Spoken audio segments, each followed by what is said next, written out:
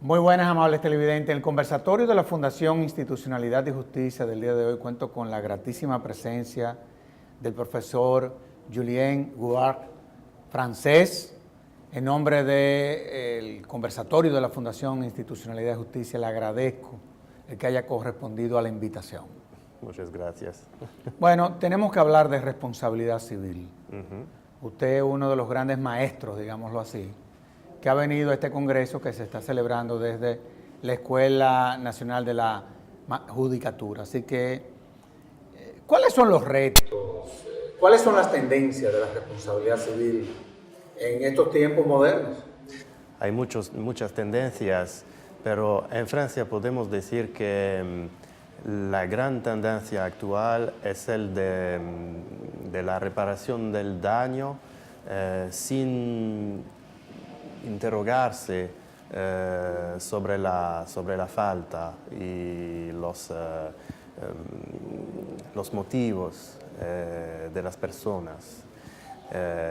Entonces tenemos un proyecto de reforma de la ley que introduce en el Código Civil francés diferentes regímenes especiales de responsabilidad de pleno derecho, con derecho del consumidor, derecho de los médicos, derecho... En Francia hay una diferencia entre la responsabilidad contractual y la responsabilidad extracontractual, que es también la responsabilidad delictual. No hay realmente diferencias entre los dos. Los proyectos de reforma no previstan de hacer desaparecer esta distinción,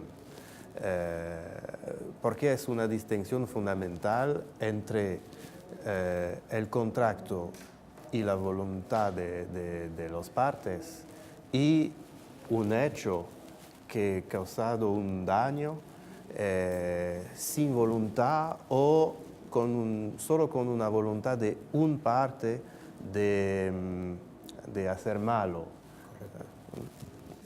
Y desde el punto de vista, por ejemplo, del sistema de prueba, muchas veces da la impresión en determinadas ramas de la responsabilidad civil que predomina o el elemento moral, el elemento subjetivo, en fin. ¿Cómo se maneja en Francia los sistemas de prueba?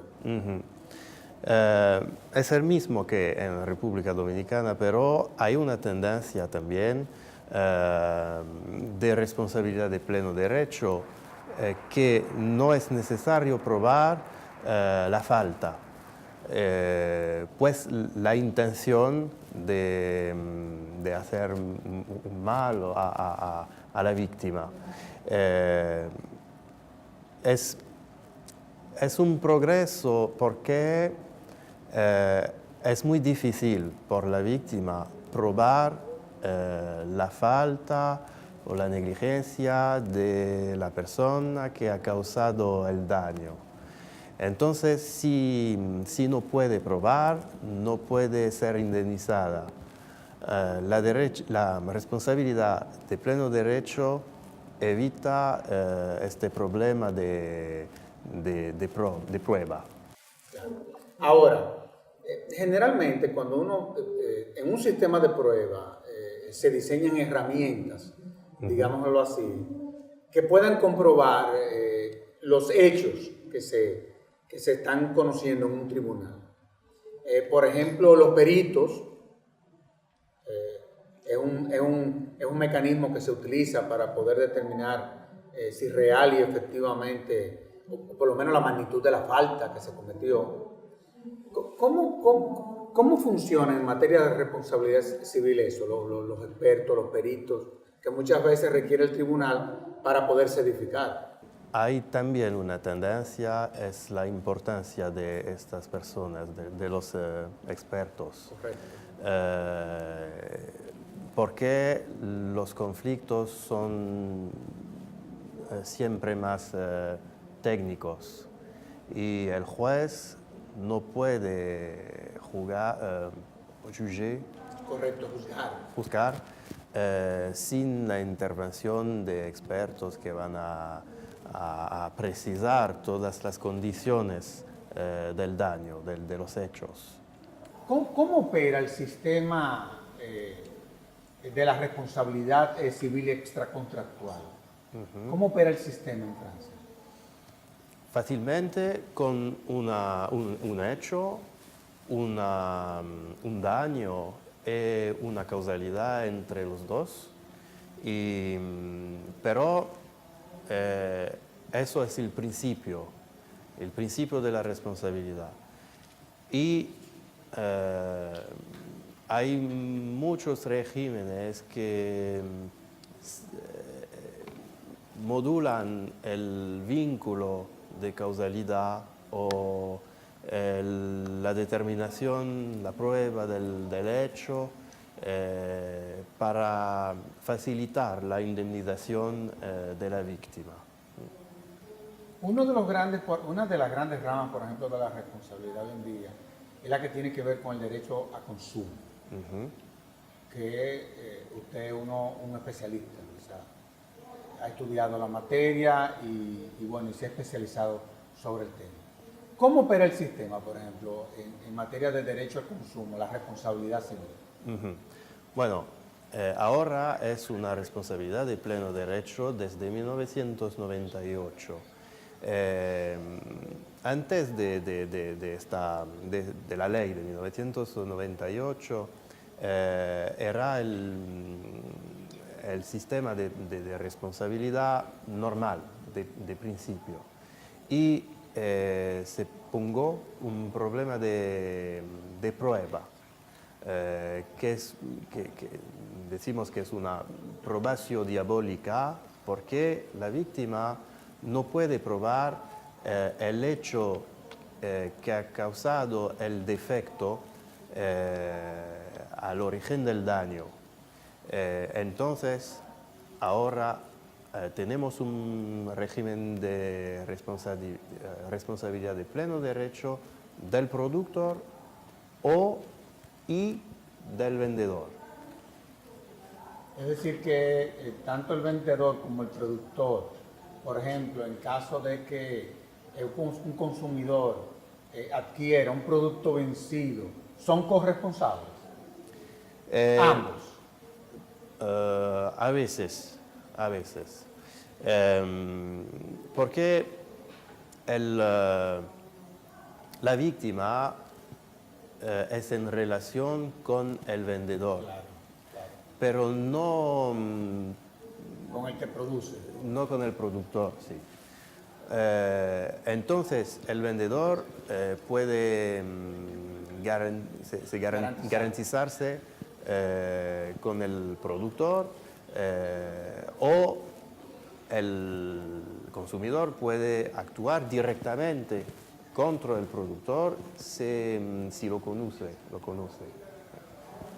Y por ejemplo, desde el punto de vista del derecho de los consumidores, hay lo que se ha denominado la publicidad engañosa. Es decir, muchas veces para tú poder atraer a un consumidor, tú diseñas un mecanismo de publicidad, de publicitar el producto, pero de una manera engañosa, no clara, confusa. ¿Cómo opera la responsabilidad civil cuando se dan estos casos en materia de derecho al consumidor? Por principio, el productor o el vendedor es responsable de su publicidad. Okay. Entonces no puede informar al público con falsas informaciones. Correcto. Y sobre las imágenes deben indicar si la imagen tiene una portada contractual. Correcto. O no. Correcto. Si no tiene una portada contractual, todo bien. Pero si tiene o si nada está inscrito, la responsabilidad es automática, ¿sí? Sí, correcto. Si hay un problema después. Por ejemplo, aquí, en nuestro país, los principales precursores de la responsabilidad civil no han sido los legisladores. Generalmente han sido los mismos jueces que han ido empujando desde el punto de vista legal, desde el punto de vista de jurisprudencia, la responsabilidad civil. En Francia ha sido así también. Sí, sí, sí. El comportamiento de la jurisprudencia es muy importante.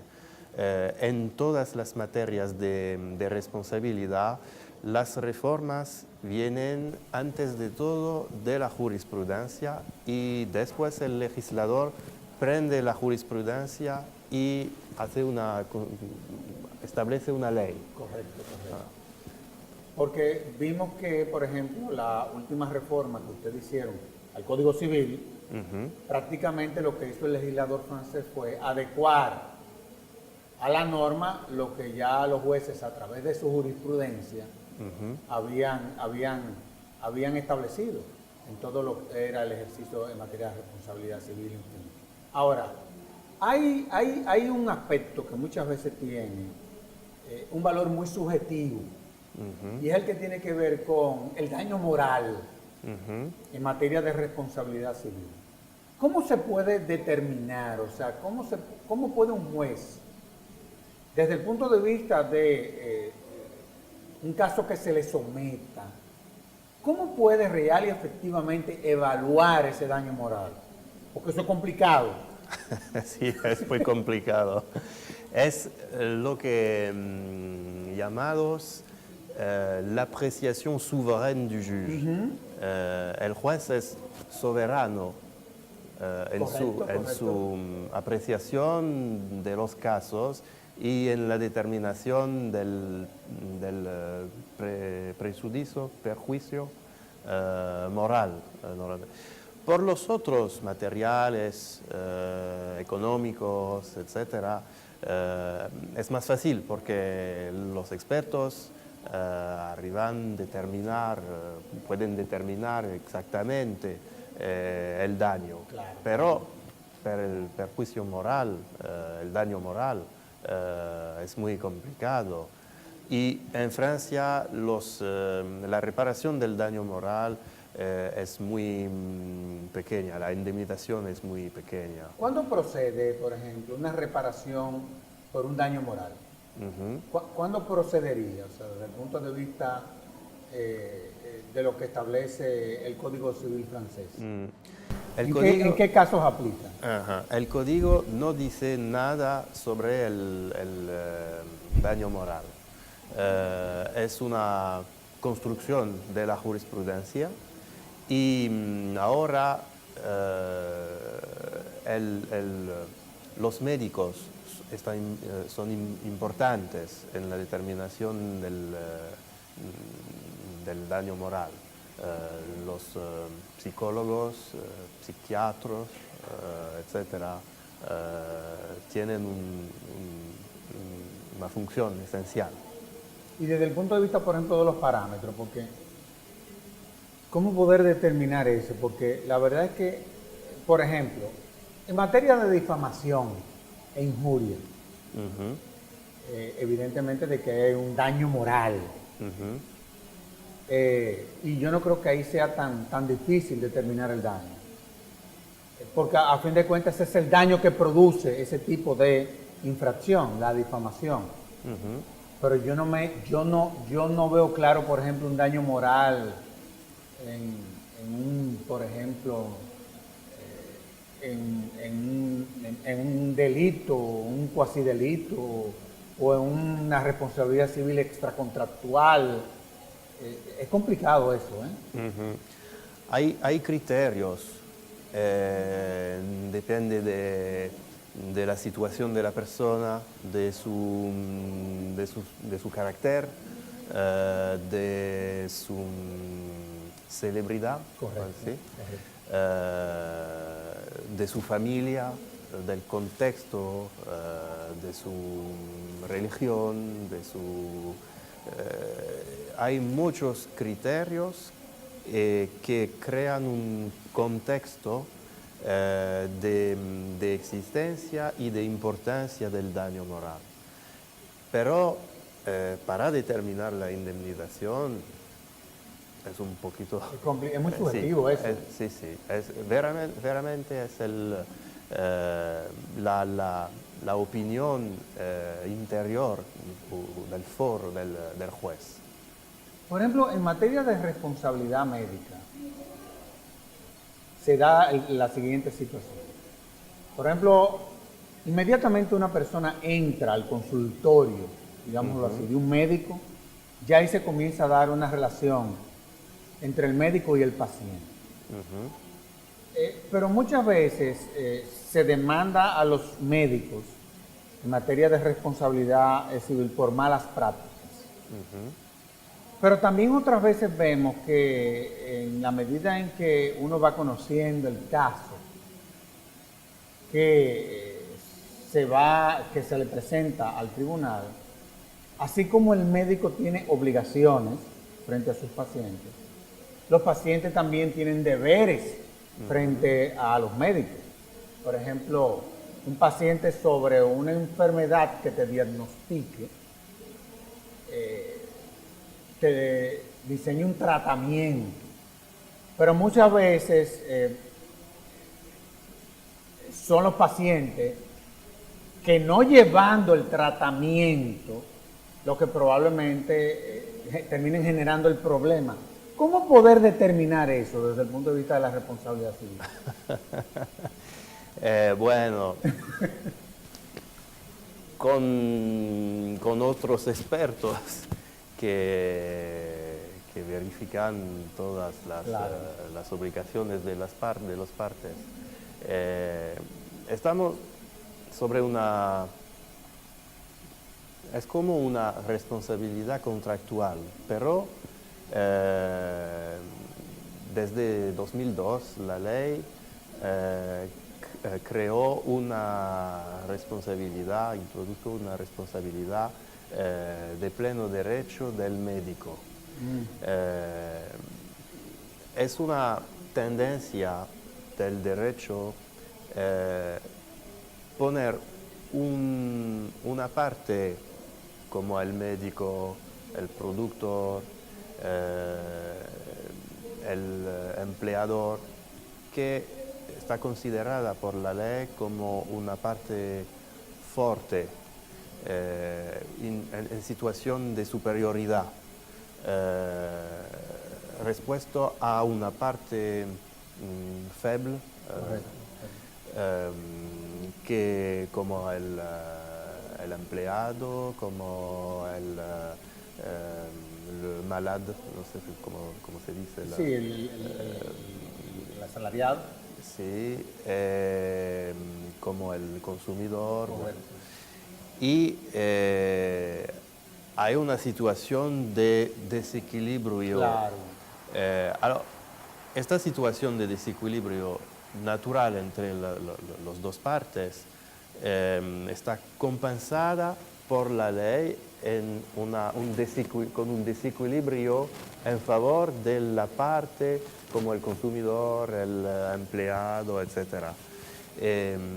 Entonces la ley no es favorable a las partes que de hecho están en situación de superioridad. Hay como una compensación entre los dos.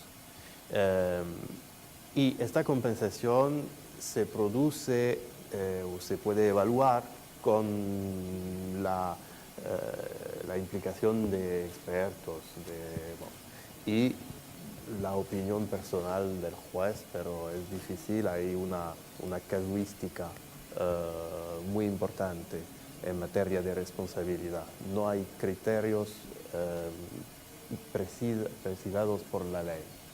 Ya. Existen las tendencias, digámoslo así. Por ejemplo, cuando tú te vas al derecho penal, hay una serie de corrientes, de tendencias, en donde se van definiendo en qué dirección van cada una de las materias. Por ejemplo, yo veo que en Francia existe esa dualidad, responsabilidad civil contractual, extracontractual. Sin embargo, ya hay países, por ejemplo, en Argentina, América Latina, ha unificado el concepto sobre la responsabilidad. Y parecería que desde el punto de vista del sometimiento de pruebas, digámoslo así, es menos complejo que el sistema francés y el nuestro. La tendencia actual, ¿por dónde va? Bueno, hay una tendencia anglosaxón de los países del norte, como Estados Unidos, etcétera, que es una tendencia muy pecuniaria. No sé si existe. Sí, claro. De indemnización muy importante de todos los daños, con una gran facilidad por la víctima, una facilidad de prueba, etc. Y este régimen se manifiesta por la disparición de la diferencia entre contractual y extracontractual. En Francia no es la tendencia. Hay un Debate, sí, claro. debate sobre esta cuestión, pero no hay una voluntad de juridización de toda la sociedad y de todas las relaciones humanas en la sociedad, con el desidero de indemnización cada vez que hay un problema entre personas. Entonces, la diferencia entre contractual y extracontractual no puede establecerse sobre casos especiales.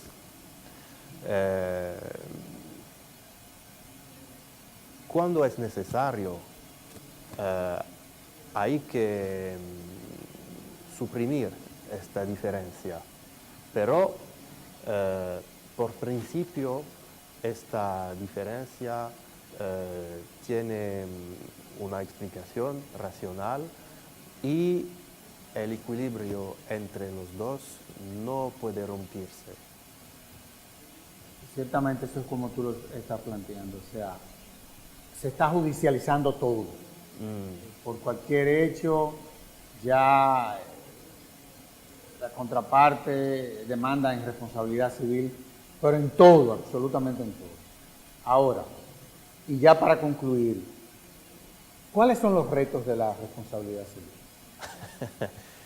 Sí, es una gran cuestión. Los retos son de pacificar la sociedad, son los retos de la justicia conmutativa, ¿sí? Civil, entre personas. Y es un paradigma, hay un paradigma diferente para solucionar este reto. Podemos solucionar la cuestión de la responsabilidad por el dinero solo, o podemos solucionar con otras formas de reparación. El dinero es importante, es una manifestación de la reparación, pero no es sola. Entonces los retos son ahora más filosóficos, que prácticos, porque prácticamente el juez tiene mucha legislación para responder a las preguntas de la población.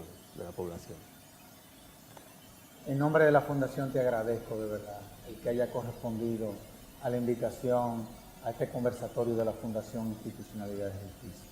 Muchas gracias. Y a ustedes, amables televidentes, vamos a hacer una pausa y de inmediato seguimos con nuestro próximo invitado.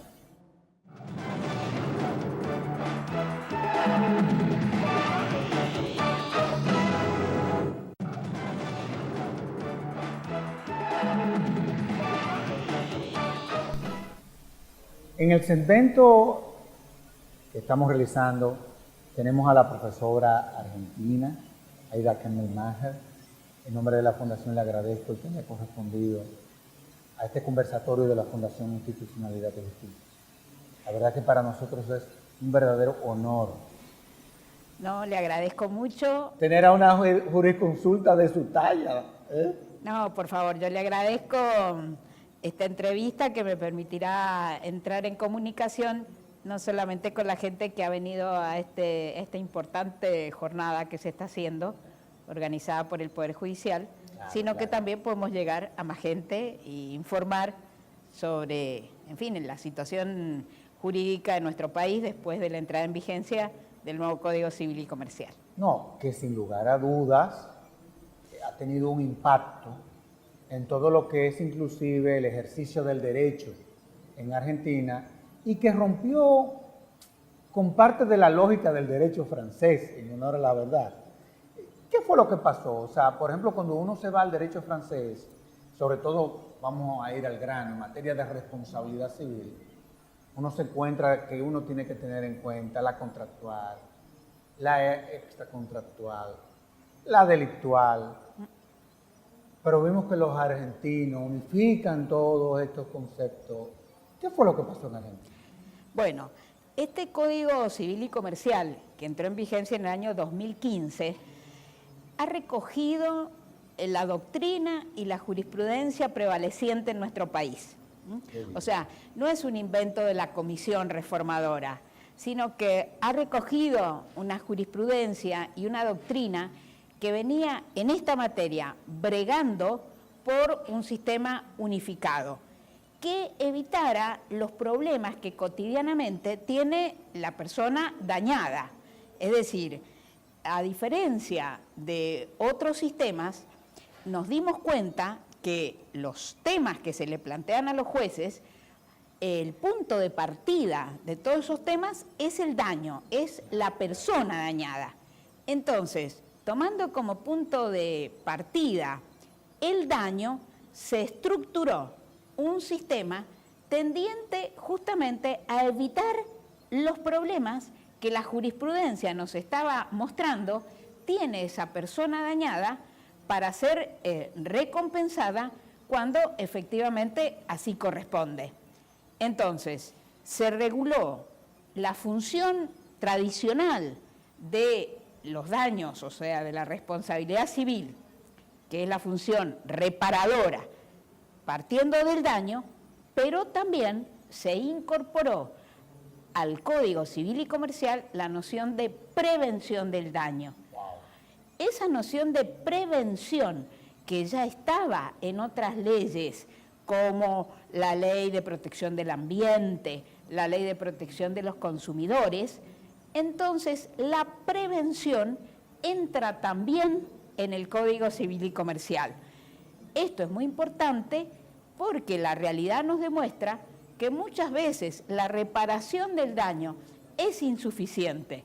Es necesario, por el contrario, prevenir el daño, prevenirlo. Entonces, tiene no solamente un régimen unificado para la función tradicional, que es la reparación, sino que también incorpora la prevención.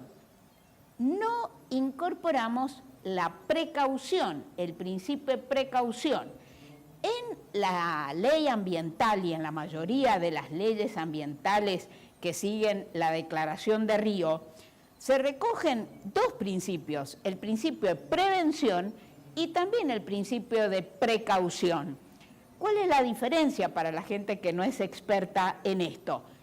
En la prevención yo trato justamente de evitar aquellos daños que provienen de riesgos que son conocidos.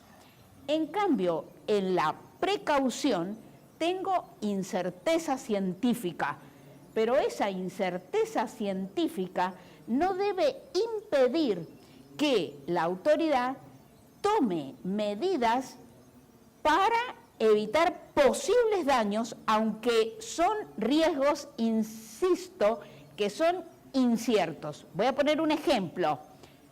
Los transgénicos, ¿sí? El producto transgénico. Existe una gran discrepancia entre los científicos sobre si los transgénicos son o no un peligro para la biodiversidad. Tenemos muchos científicos que sostienen que sí, que son un peligro, pero había gente de renombrada autoridad científica como Rita Levi-Montalcini, por ejemplo, que sostenía que los transgénicos no son un peligro para la biodiversidad. Entonces, ante esta incerteza científica, la autoridad, sea judicial, sea administrativa, ¿puede cruzarse de brazos? En el ámbito ambiental, que es el ejemplo que estoy colocando, la Declaración de Río y casi todas las leyes que la han seguido establecen el principio de precaución. O sea que aún frente a la incerteza científica, la autoridad puede ir tomando medidas que comprenden todo un espectro, un abanico, que no siempre es la prohibición. Yo no voy a ir a salir a prohibir el sembradío de los transgénicos porque puede haber un riesgo si tengo esa incerteza. Pero tampoco me puedo cruzar de brazos pronunciándome, aunque la admiraba muchísimo, a favor de Rita Levi-Montalcini y no hacer nada. Claro. El Estado tiene que controlar, tiene que hacer seguimiento de esas tierras, etc. Entonces, esto también se da en otros ámbitos, como pueden ser, por ejemplo, los medicamentos, los nuevos medicamentos. Puedo tener incerteza científica, en el sentido que hay unos que me dicen, no, esto es muy bueno para la salud, y otro que me está diciendo, ojo, puede haber un riesgo que todavía no hemos podido comprobar. Entonces, cuando estábamos redactando este nuevo código, nos preguntábamos si además de la prevención teníamos que incorporar o no también la precaución al sistema general de la responsabilidad. Y entendimos que era demasiado aventurado incorporar también la prevención, la precaución, y que la precaución debía quedar reservada por el momento a los daños ambientales, a todo lo que son intereses colectivos, como estos que estamos mencionando. Entonces, cuento esta anécdota para que ustedes vean cómo nosotros hemos intentado, sí, no digo prever el futuro porque esto es imposible, pero sí tomar la realidad, resolver los problemas que hoy teníamos. También entender que estamos en una situación, ante un mundo muy cambiante y que las cosas que podemos estar resolviendo hoy, ya mañana son insuficientes. Pero ante principios como el de precaución, que generan tantos problemas a la industria, etcétera, etcétera, hemos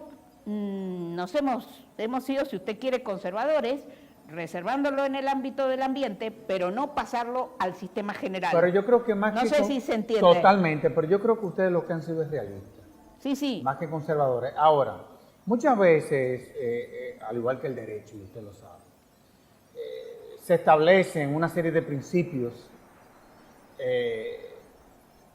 pero otras veces no se crean los mecanismos que lo puedan garantizar. Por ejemplo, esa reforma al código garantizaría esa visión preventiva en materia de responsabilidad civil. Sí, precisamente el problema de la eficacia del derecho ha sido muy tenida en cuenta. En algunos ámbitos, si usted me permite que me salga un poquito de la responsabilidad civil, pero por ejemplo, en el derecho de familia, donde existen problemas muy serios para ejecutar sentencias de alimento, sentencias de comunicación. Hay una norma expresa que dice, y el juez podrá tomar todas las medidas razonables para hacer efectivo el derecho que ha establecido en su sentencia. Entonces, por ejemplo, hasta podría negarle la salida al país del deudor recalcitrante. Es una norma genérica que da todas estas posibilidades, porque, insisto, estamos muy preocupados por la eficacia. En materia de responsabilidad y prevención, el Código no solamente habla de quién tiene la obligación de prevenir, etcétera, sino que establece la acción preventiva. Esto fue muy criticado porque Argentina es un país federal y, a diferencia de lo que pasa en los Estados Unidos, las leyes de procedimiento las dictan las provincias, no la nación. Entonces nos criticaban que habíamos incorporado al Código Civil normas que son procesales y que son competencias de las provincias y no de la nación. ¿Qué hemos contestado nosotros? Que el mejor de los derechos, sin una vía procesal adecuada, es un derecho ineficaz, ineficiente. Entonces, a veces el Código Civil tiene necesariamente que contener estas normas procesales para que sean eficaces y que lo que está haciendo no sea una mera declaración. Y es lo que pasa con la prevención, porque, le insisto, está regulada incluso la acción preventiva y qué es lo que el juez puede hacer cuando se solicita esa prevención. Qué bien. Ahora, yo lo que estoy viendo es que en Argentina va a haber que volver a estudiar Derecho. Bueno, usted sabe que mucha gente que estaba incluso en el Poder Judicial decían estos jueces, no, si se aprueba este código yo me voy, me jubilo, yo no voy a empezar a estudiar de nuevo. Y nosotros decíamos, se apruebe o no se apruebe, si esa es la conducta hay que irse, porque si el juez no está dispuesto a estudiar, pues que se tiene que ir. Ahora, profesora, muchas veces se tiene una visión limitada del alcance de la responsabilidad civil. ¿Me explico? Muchos creen que solamente la responsabilidad civil se limita al ámbito del derecho civil. Sin embargo, existen otras dimensiones de la responsabilidad civil. ¿Dónde confluyen y dónde se separan, digámoslo así, el derecho de la responsabilidad civil con el derecho constitucional, por ejemplo? Este código recoge un concepto que los italianos empezaron a llamar así, que nosotros hemos adoptado, que es el proceso de constitucionalización del derecho privado. En realidad, nosotros, los argentinos, que vivimos en un sistema de control difuso de constitucionalidad de las normas, al principio parecía que este proceso de constitucionalización no tenía mayor sentido, porque si un juez, cualquier juez de la República, puede declarar la inconstitucionalidad de una norma, ¿para qué hablar de la constitucionalización del derecho privado? Pongo un ejemplo. En materia de legitimación para reclamar el daño moral, entonces el Código Viejo, después de algunas reformas, una reforma muy importante que hubo en la Argentina, que fue en el año 1967, fue una reforma extraordinaria que tuvo la República Argentina, después de esa reforma, incluso el daño moral decía que para poder reclamar el daño moral hay que ser el damnificado directo. Y si del hecho dañoso surgía la muerte de ese damnificado directo, el único que podía reclamar era el heredero legitimario, o sea, el que tenía legítima. Entonces, le pongo este ejemplo que llegó a la jurisprudencia. Un joven no muere por mala praxis médica, no muere en un accidente de tránsito, pero queda en estado vegetativo. Si yo le aplicaba esa norma, los padres no podían reclamar daño moral. ¿Por qué? Porque no era el damnificado directo y el damnificado directo no había muerto. Entonces, los padres no podían reclamar daño moral. Usted imagínese para esos padres que tienen un hijo a lo mejor en estado vegetativo, 10, 12, 14 años, decirles que no sufren daño moral es algo tremendo. Entonces, ¿qué hicieron los jueces antes de este código? Dijeron, cuando yo a alguien le digo que no está legitimado, le estoy diciendo no tienes acceso a la justicia, que es un derecho constitucional, Totalmente. tener acceso a la justicia. Por lo tanto, esta norma en estos casos deviene en inconstitucional, porque viola a los padres, en el ejemplo que estamos dando, este acceso a la justicia. ¿No sé si está claro? Totalmente. Claro. Entonces, a través del derecho constitucional, fui declarando inconstitucional algunas normas relativas a la responsabilidad civil. Entonces, nosotros teníamos incorporado esto de que el derecho civil no se lee, o el Código Civil, no se lee con la visión solo de la ley, sino que se lee con visión constitucional. Pero ese principio de la visión constitucional de la responsabilidad civil ahora está muy claro en este código. Y está muy claro no solamente para la responsabilidad civil, sino para cualquier otra materia, especialmente relativa a las personas. Porque el artículo 1 y el artículo 2, o sea, cuando usted abre este código, apenas lo abre en el título preliminar, dice que los casos que el código rige, por supuesto, se rigen sobre la base de la ley y de lo que dice este código, pero lo que dice este código a la luz de los tratados internacionales de derechos humanos en los cuales la República Argentina es parte y a la luz de la Constitución Nacional. Entonces ahora usted lo tiene expreso desde que abre el código en la primera página. Excelente. Ahora, la responsabilidad civil, existe la responsabilidad civil privada, existe la responsabilidad civil estatal.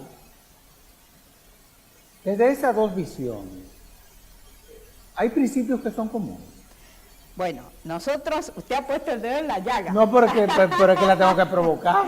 Ha puesto el dedo en la llaga por lo siguiente.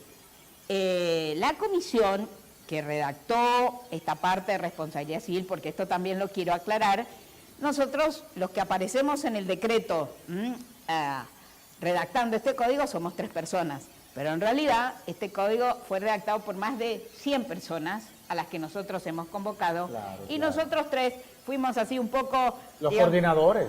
Los coordinadores, muy bien. La comisión que trabajó en responsabilidad civil y por supuesto nosotros 3 creemos en un régimen único de responsabilidad en el sentido que tienen que haber principios comunes, ¿sí? Cuando la conducta es contraria a derecho, no tiene por qué haber diferencias entre el Estado y los particulares. Es imposible pensar que la responsabilidad médica puede ser diferente porque se preste en un hospital público a que se preste en un servicio privado. Que la responsabilidad de los establecimientos educacionales, cuando un niño sufre un daño en una escuela, pueda ser diferente porque va a una escuela pública o a una escuela privada. Claro. Es decir, cuando hay cosas comunes a los servicios que cumple el Estado y que cumplen los particulares, el régimen tiene que ser unificado, porque si no, sí que se viola el principio de igualdad ante la ley. Entonces, nosotros habíamos incorporado normas de responsabilidad del Estado también en el proyecto que enviamos al Poder Ejecutivo. Lamentablemente, el Poder Ejecutivo no coincidió con esta posición y suprimieron el artículo referido a la responsabilidad del Estado y se dictó una ley especial para la responsabilidad del Estado. Con el inconveniente en Argentina, vuelta otra vez al problema de ser un Estado federal, que así como la materia procesal es provincial, también la materia administrativa es provincial. Entonces, si usted sostiene esta tesis, en mi opinión, alocada, de que la responsabilidad del Estado, aunque se trate de servicios que también cumplen los particulares en forma igual, es de derecho administrativo, entonces no puede resolverlo la nación.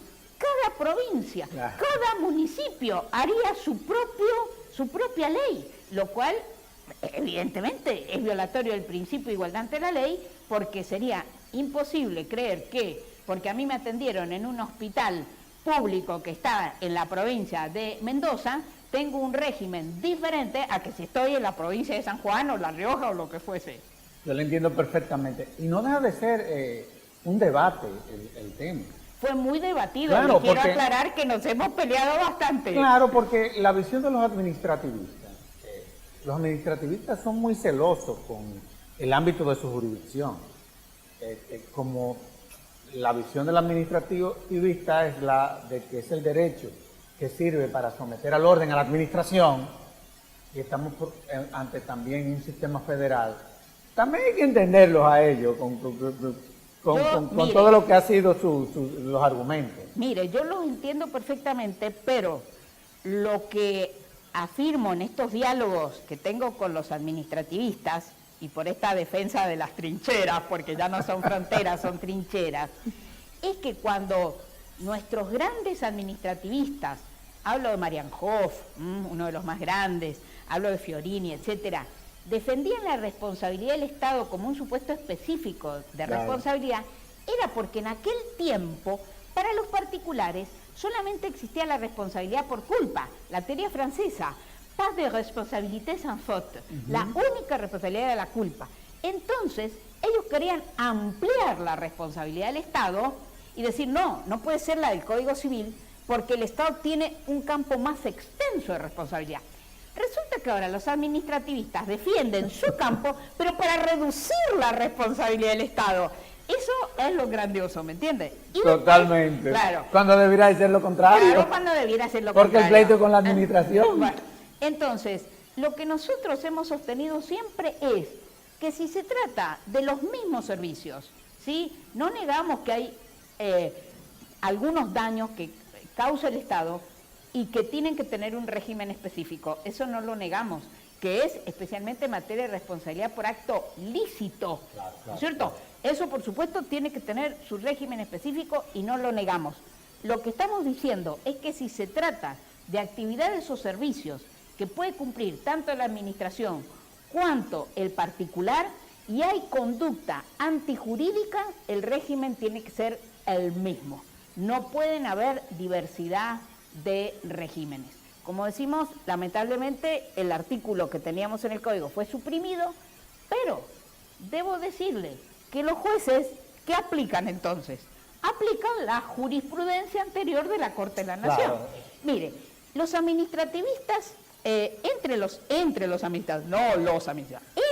administrativistas, hay algunos que yo les llamaría fundamentalistas, que existen en todos los ámbitos. Mire, se ha llegado a sostener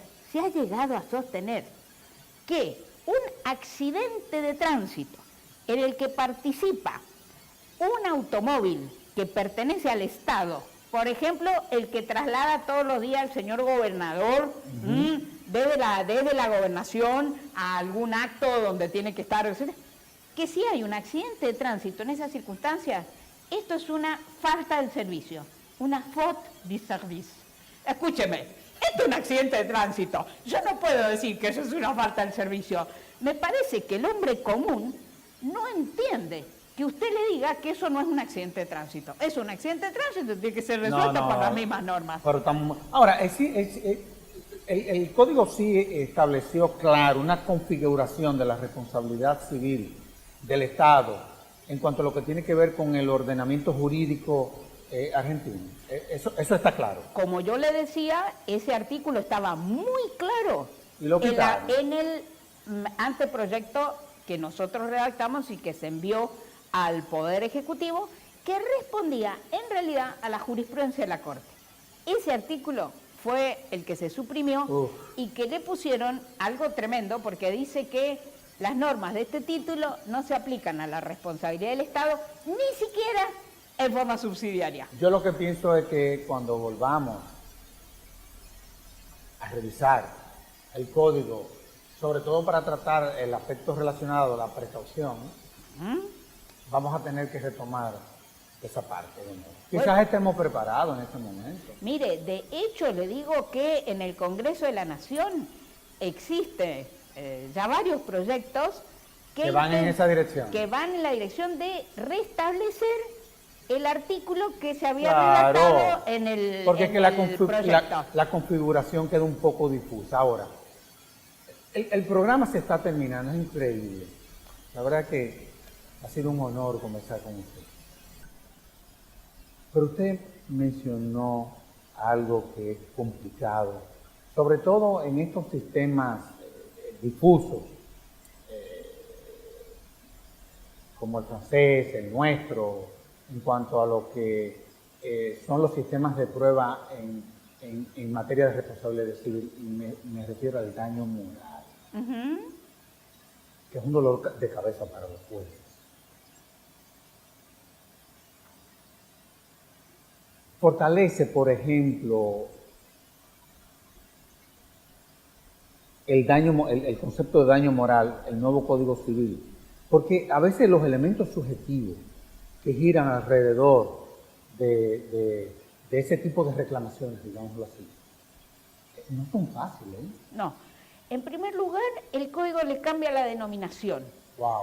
Porque esto de daño moral. Es muy subjetivo. Es muy subjetivo, además, moral y derecho, ya nos lo enseñaba Kant, son dos ámbitos diferentes. Entonces hemos recogido la crítica que tenía nuestro código, esto de hablar del daño moral, y hemos tomado la denominación italiana del daño extrapatrimonial. Ya es una terminología, en mi opinión, no perfecta, por supuesto, pero que... Es más realista. Más realista. Es más realista. Es más realista, ¿cierto? Entonces, empecemos por ahí el cambio de denominación. Además de eso, el código amplía la legitimación, esto que le explicaba antes, que desde el punto de vista de la letra de la ley no tenían legitimación. En este caso, por ejemplo, dice que en los casos de gran discapacidad, y en esto remite a las convenciones internacionales de protección de la discapacidad, también pueden reclamar el daño estos ascendientes o las personas que están cuidando. O sea, estos casos que vimos que habían dado lugar a inconstitucionalidad, hoy están expresamente previstos. Wow. Entonces, además del cambio de denominación, además de ampliar la legitimación, contiene algunas pautas, este código, que recogen la doctrina y la jurisprudencia, según la cual en realidad el daño extrapatrimonial es un daño consecuencia. O sea, ¿qué quiere decir esto? Que cuando yo estoy hablando de un daño extrapatrimonial, estoy hablando sí de la lesión a derechos como son el honor, la salud, etcétera, etcétera, pero que es una consecuencia de ese atentado a estos derechos extrapatrimoniales. ¿Entiende? Totalmente. Entonces, eso le da un poquito mayor de claridad. Lo que no significa haber terminado con algo de lo que siempre nos hemos quejado, que la determinación, la liquidación del daño moral es una especie de ruleta judicial. Totalmente. Porque y los niveles de discrecionalidad que tiene el juez es complicado. Pero en ese sentido hay una tendencia también en la jurisprudencia, que este código no niega, como tendencia jurisprudencial, a que aunque no tenemos los baremos, ¿sí? Aunque no tenemos estos listados que, por ejemplo, tienen los franceses en la ley de accidentes de tránsito, pero que hay que mirar qué es lo que hace la jurisprudencia al lado. O sea, como ahora, la informática ahora nos ayuda muchísimo, porque yo puedo estar consultando. Lamentablemente, en un país como la Argentina, que tiene tanta depreciación monetaria, esos baremos a veces nos sirven de poco, porque yo estoy mirando hoy una cifra que me va cambiando con el... Pero siempre me dan un lineamiento como para evitar esto que la gente sienta diciendo, pero los jueces son locos, este fijó 1000 y el otro fija 10.000. Profesora, es increíble, pero el tiempo se agotó. Y en nombre de la Fundación quiero agradecerle que me haya podido conceder esta entrevista. Usted fue precisa, concisa, pero maciza. Bueno. Dio una verdadera cátedra. Ojalá y que pueda haber otra oportunidad en donde podamos conversar, por ejemplo, sobre teoría general del derecho, la teoría de las obligaciones, cómo eso se enmarcó en el nuevo Código Civil de la Argentina. Así que muchísimas gracias por haber participado. Yo soy la agradecida y estoy segura que tendremos otra oportunidad. Así será. Y a ustedes, amables televidentes, les decimos hasta la próxima. en donde estaremos en un nuevo conversatorio de la Fundación Institucionalidad y Justicia. Hasta entonces.